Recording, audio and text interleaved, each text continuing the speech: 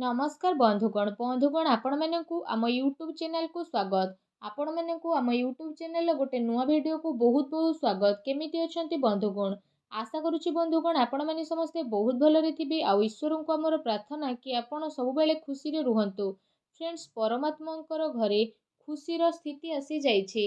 आगो को आसुथुबा आगामी ए 4 दिन रे एका संगरे तीनोटी खुशी खबर आपण को प्राप्त हेबो।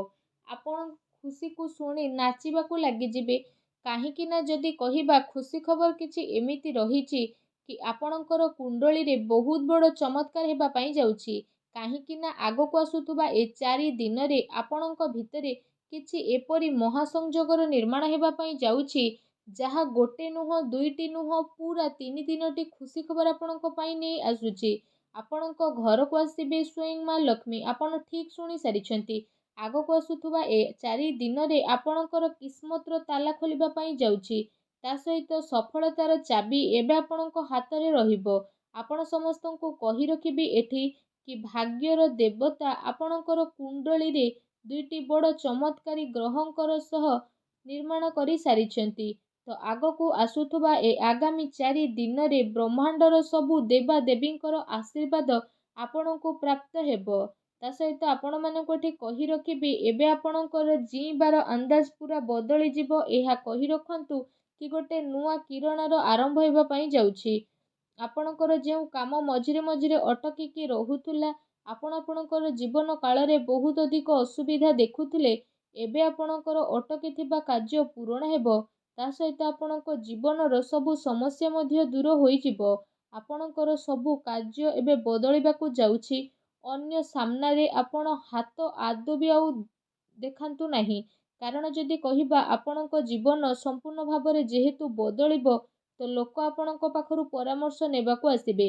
केवल निज जीवन काल रे कोन करिसंती, आपणक किस्मत कोन रहिथिला से सब विषय भाबंतु कि लोकों को हे विश्वास हेबनी कि आपण कोन करूछंती। बस एतिकी कथार ध्यान रखिबार अछि कि वीडियो रे हम आपण मानकू कहबा पई जाउछु। किंतु एहा पूर्वरु जदि आपण महादेवंकर सच्चा भक्त तो वीडियो को गोटे लाइक निहाती भाबरे करतु। एहा सह कमेंट बॉक्स रे हर हर महादेव बोली अवश्य लिखि दियंतु। आसंतु जानिबा कि आपणक पई स्थिति किपरि रहिबो, आपणक किस्मतर ताला केउ प्रकारर खोलिबाकू जाउछि। एमितिरे भाबि नियंतु कि आपणक जीवन रे खुशी किपरि भाबरे मिलिबो। जदि कहिबा बड़ परिवर्तन केउ केउ बड़ स्थिति आपणक जीवन काल रे हेबा पई मध्य जाउछि। सबु किछि पूरा विस्तार पूर्वक भाबे जानिबा आपणकू रिक्वेस्ट या रहिला कि ए वीडियो को आरंभ रु शेष पर्यंत निहाती भाबरे देखंतु। आपण निज आखिरे जदि देखिबे आपणक जीवन को बदलैबा पई सबु देवा देवींकर आशीर्वाद एबे आपणक जीवन रे हेबो। बास आपणकू निजर जीवन रे ईश्वरंकर ऊपर विश्वास बा आस्था बनै रखिबार अति आवश्यकता रहिछि। आपणकर साधन को नै जदि कथाबार्ता करिबा तो ए समय रे अलस्वामी कारणरू कौनसी कार्य को बदलैबार प्रयास करंतु नाही। कारण ए कारणरू आपणक शरीर रे बहुत बड़ प्रॉब्लम आसी पारे। ता सहित प्रॉब्लम मध्ये आपणको फेस हेबो। भूल कथार प्रयोग आपण आदु करंतु नाही। आपणकर भूल बुझाबणा मध्ये उत्पन्न होई पारे। ता सहित आपणक पई जे समय रहिबो आपणकर कड़ा परिश्रमर फल आपणको मिलिबा पई जाउछि। ता सहित आपण मानक ठी कहि रखिबु आपणक जीवन रे किछि समय रु चाली आसुथुबा उत्थान पतनर स्थिति रहिछि। एठी आपणको साहस बनिबार स्थिति बनिबा जीवनर सबुठु बड़ स्थिति रहउछि कि आपणको ए सबरु शिखिबार रहिछि। भूत कालरू जदि कहिबा शिक्षार अपेक्षा आदु करंतु नाही, तेबे भविष्यत रे आपण परिसानी रु बंची मध्य पारिबे। जरूरतमंद बा असहाय लोकंकर साहाय्य आपण निहाती भाबरे करंतु। एपरि करिबा द्वारा आपण ठीक रास्ता रे चाली मध्य पारिबे। चाहे एबे आपणकू चलिबारे किछि प्रॉब्लम हेउ बा न हेउ, आगो को आपण बहुत भल भाबरे चलिबे। ए सब जिनिस रे आपण स्थगित होई रियंतु। आगो को आसुथुबा समय रे ए सब स्थिति रे आपणको बहुत भल लाभ मिलिबो। ए उपरांतर जदि हम आपण मानकू कहिबु तो ए दिन रे शारीरिक स्थिति आपणकर टिके अप्रत्याशित रहिबो। किंतु आपण अचानक एपरि स्थिति रे बुड़ीबा पई जाउछंती जो कारण पई मानसिक स्थितिर भल उपयोग करिवे। ए समय रे आपण जानि परिबे कि स्वास्थ्यर स्थिति आपणकर किपरि रहिबो।